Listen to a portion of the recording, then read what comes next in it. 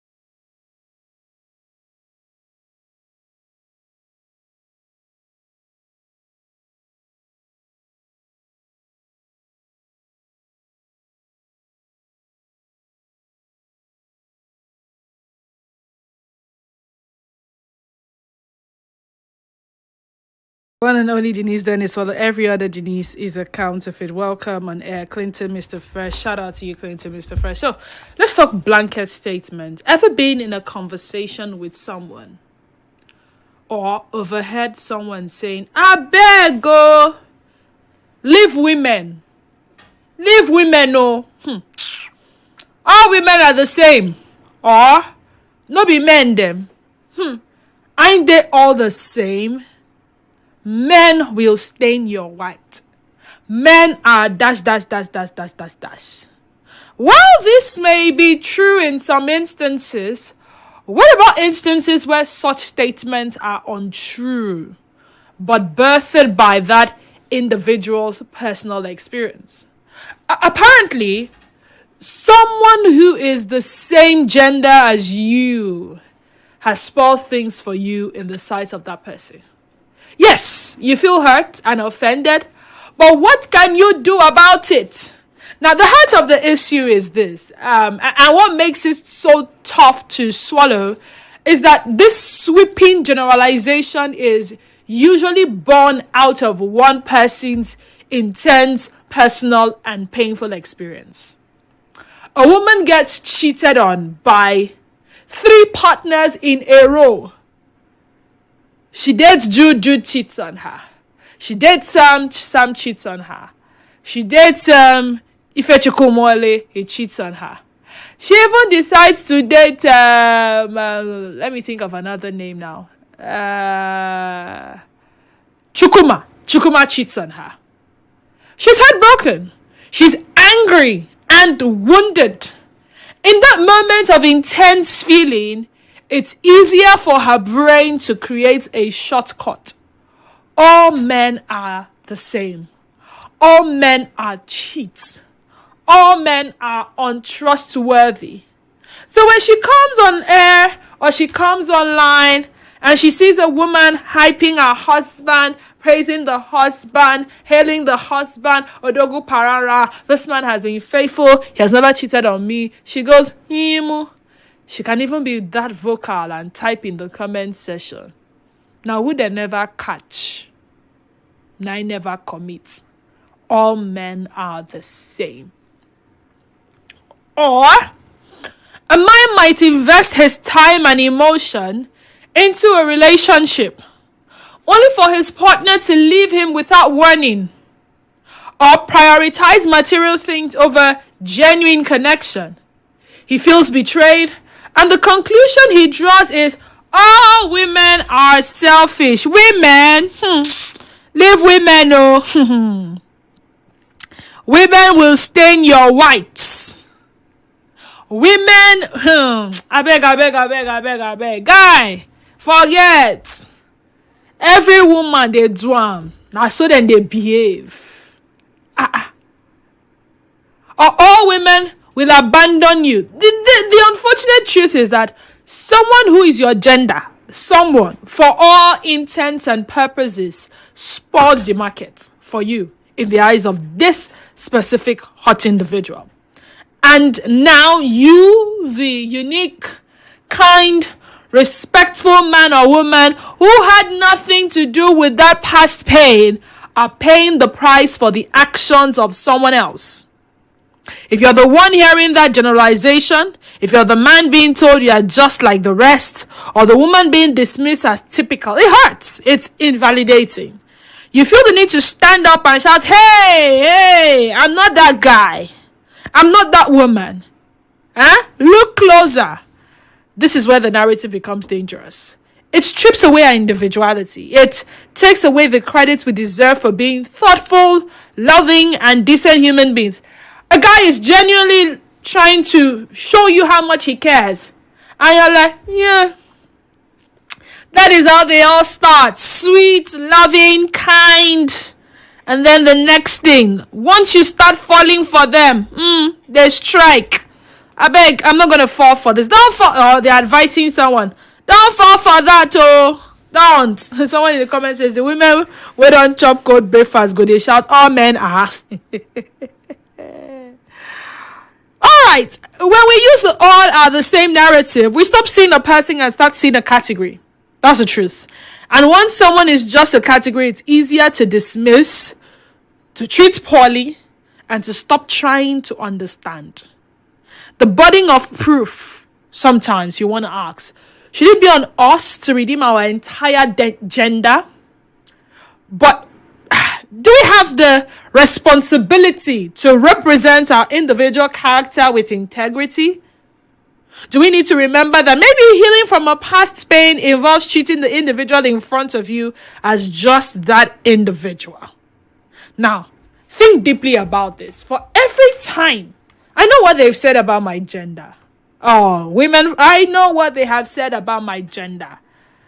Well, women are too materialistic. Women are too this. Good afternoon. What's the name of the song you played before you started? You Called My Name by who? Madonna. Madonna did the song. So as I was saying, a lot has been said about my gender. Oh, you people are too materialistic. Oh, once people start making money, you're not submissive. Oh, all women are the same. Oh, women are capable of going to bring in another man's children and making you start training another man's children. That's why every man needs to do DNA. Ah, all women are now doing paternity fraud. Ah, all women are like this. Ah, all women are like that. Ah, women always go for the highest bidder. Oh, yeah.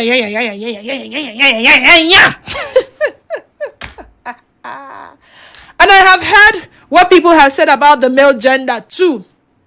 Oh, men are this. No trust man, no. You go they trust man. You go see, you will cry premium tears. Men, last, then go serve you cold breakfast. You go they trust man. Wait in draw. Why should they cry? She go they trust man. You go they trust man, eh? They will laugh at you. Even some men, funny enough, will make that generalization about their gender. Now, this is the question. Have you ever felt the need, or do you feel the need to refute certain utterances made about your gender? Or just ignore and assume they will discover the truth themselves? Let's talk. Have you ever felt the need to refute certain utterances made about your gender, or you just ignore and assume they will discover the truth themselves? 0817-923-0002 and 0817-923-0003. WhatsApp and Telegram number is 0809-030-6416. On X, we're at Nigeria Info PH, and our Facebook page is Nigeria Info 90.3 PH. Good afternoon. How you doing? Welcome. Good afternoon. Good afternoon. Talk to me. Elder Wanyan will God's power for Akabeche. Welcome. Yes. There are lots of things that if I want to refute them, I cannot finish. Starting with which one? They say men are more wicked than women. That's what I want to refute. More especially marriage aspect, they say men are so wicked. I want to refute that one, that men are not as wicked as they think. They can hoot, they can shout, but they're not as wicked as they're shouting. If you understand the men properly, you enjoy them. The problem is when they shout, you shout. When they shout, you shout. But you may not understand it. When they show up, you show. 1 for 1, 2 for 2. No, it's not like that. You know, there's a tendency that men claim to be the head of the family, as the Bible says, not claiming anywhere, that the head of the family. But biblically, they are equal. But women nowadays want to show that they are head of the family. They don't want man to say something. They say, no, stop. They want them all, their own is only spiritual. Men are not spiritual. More that they say, man is nonsense. Don't know anything. They claim to know more than the men. They claim to perform more than the men. They look at men as inferior and nonsense something. You know? That's one thing I don't like. Married people, I'm using as a case study. It's a case study, okay. Because if you follow them, they have a crisis in the family every time. The more they talk, the more it talk, just keep quiet.